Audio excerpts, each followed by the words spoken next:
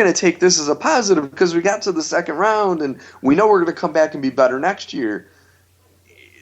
Indiana almost made it to the finals.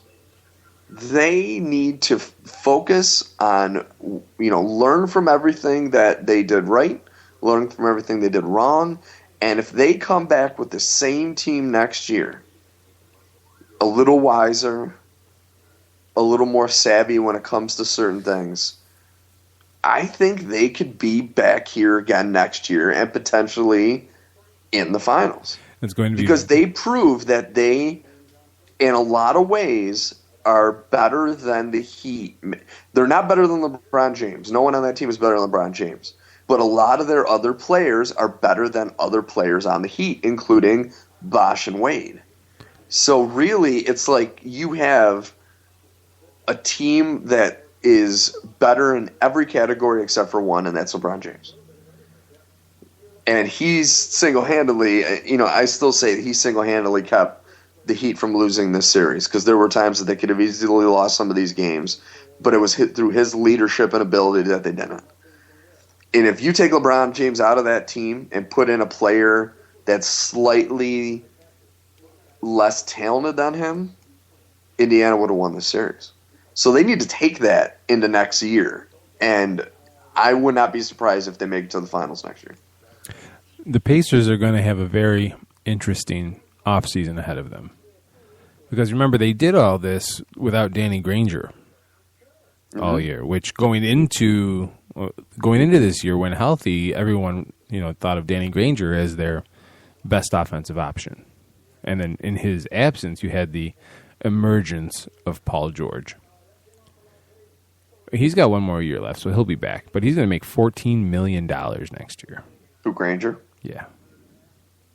So whether they can make the lineup work with Paul George and him remains to be seen if they decide.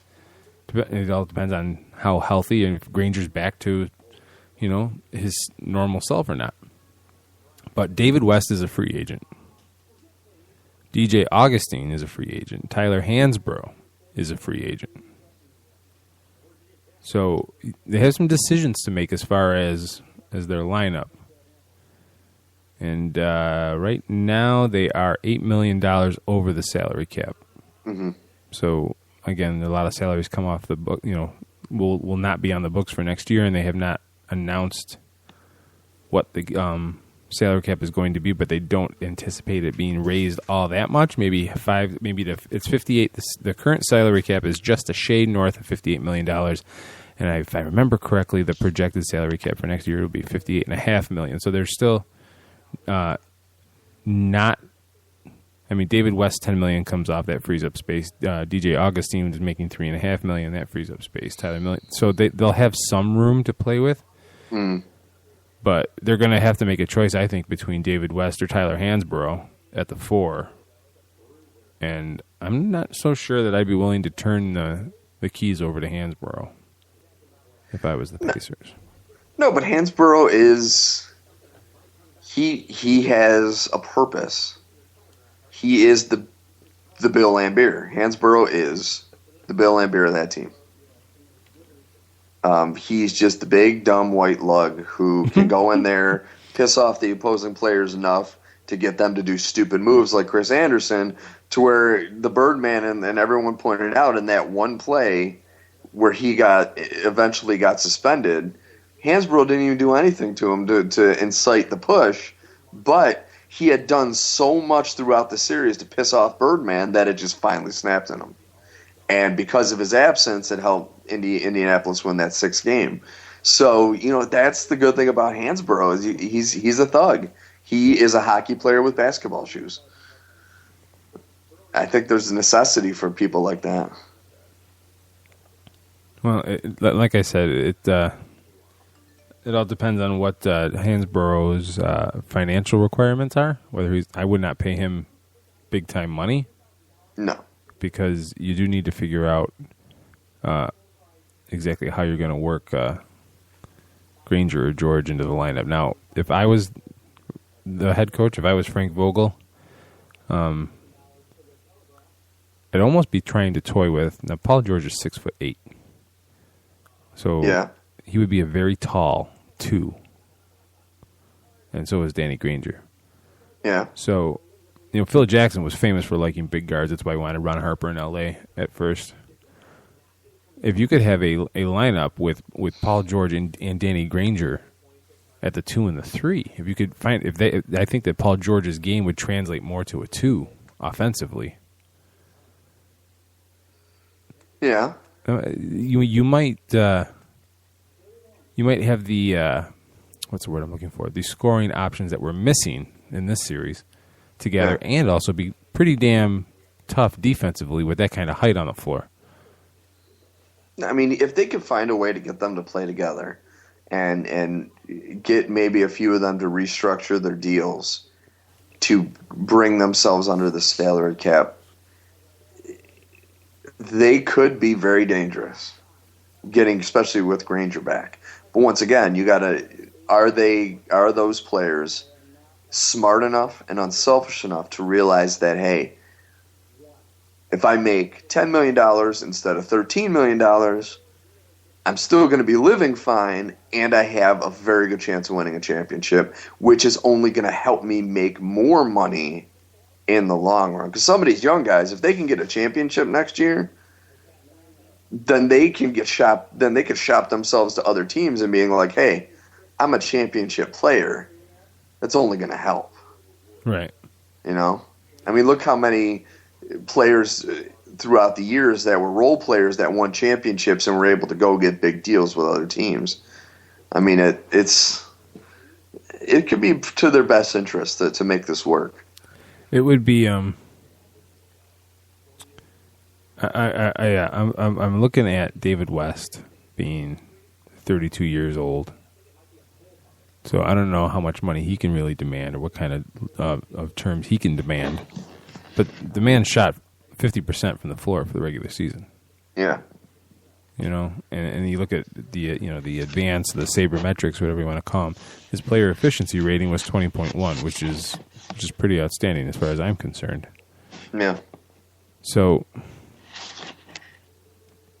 if they can find a way to make that to get both Granger and George to contribute offensively somehow, anyway, and if you can keep West, I don't see any reason why this team won't be right back where they were this year. Next year. No, exactly. Because the Knicks, they're not going to put up a fight. They're losing Jason Kidd, not knowing what kind of condition Stoudemire's going to be in, and who knows, J.R. Smith might not even be on the team next year. And then the Celtics, I mean, there's still a chance that either Pierce or Garnett or both are going to retire in the offseason. So it's really going to go to the Heat and the Pacers again in the Eastern Conference. They're going to be the two teams. I kind of like that. I'm kind of letting that idea soak in right now. I kind of like the Indiana becoming a Pacer, small market team. The whole heartland. The heart of basketball in Indiana. Hoosier ball. Yeah. I kind of like that. It like is even good better. and all, but I do like the diversity in the Western Conference. What do you mean diversity? What do you mean when you say diversity? Like how this year every team in the playoffs was a quality team that had the potential to possibly go on a run, and just like Golden State did. Each team had a potential to go on a run and make it to the finals in the West. You could easily had made a case for every team all the way down to the Lakers before Kobe went out. If they had Kobe Bryant, you still could have made a case that they had, even though it was a small potential to make it to the finals. But in the Eastern Conference, you would have been completely talking out of your ass to make a case for anyone but, say, the Knicks, Heat, and Pacers. And the Knicks was even a long shot.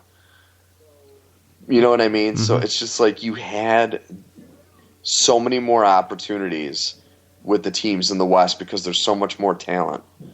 But in the East, I mean, when you have a team like the Bucks as a team in the playoffs, That's almost like the Marlins in baseball making it to the postseason with the team they have right now.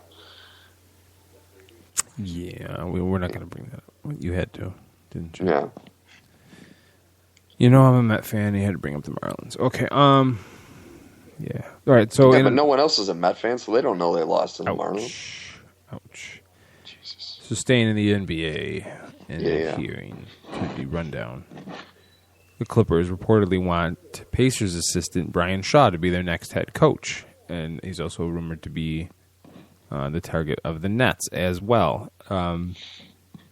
Personally, and I've tweeted about this recently, that the Lakers, I think, dropped the ball when they let him go and hired Mike Brown instead. How do you see that working with Brian Shaw and the Clippers? I know personally, I think it would be great for the Clippers, but it would drive me nuts to have him in the same building. But go ahead. I personally think that the best way they could go was to get, and I'm drawing a blank right now, and I can't believe I am, former Laker, coached the Hornets. Former Laker, coached the Hornets. Oh, Byron Scott? Byron Scott. Byron Scott reportedly earlier in this week was brought in to interview with the Clippers, and it was made Chris Paul giddy because he had great success with Byron Scott when he played for the Hornets. And I personally think that Brian Shaw, I have a torrid history with him as a player because he was, the second one that left the Celtics and went to the Lakers after Rick Fox. I was going to say, who else? Who else was it? Yeah, stupid Rick Fox. I hate his face. And Brian Shaw's not a proven coach. He's a proven assistant, but not a proven coach. Where Byron Scott, not only is he a proven coach, he is somebody that has proven to have success with the best player on your team, in Chris Paul. And he's been known as not only a player's coach, but for him to bring his persona back to LA as one of the major components of Showtime, I think would have been the best move the Clippers could have made. So I don't know. I don't necessarily think going for somebody who's never really been a head coach is the best idea.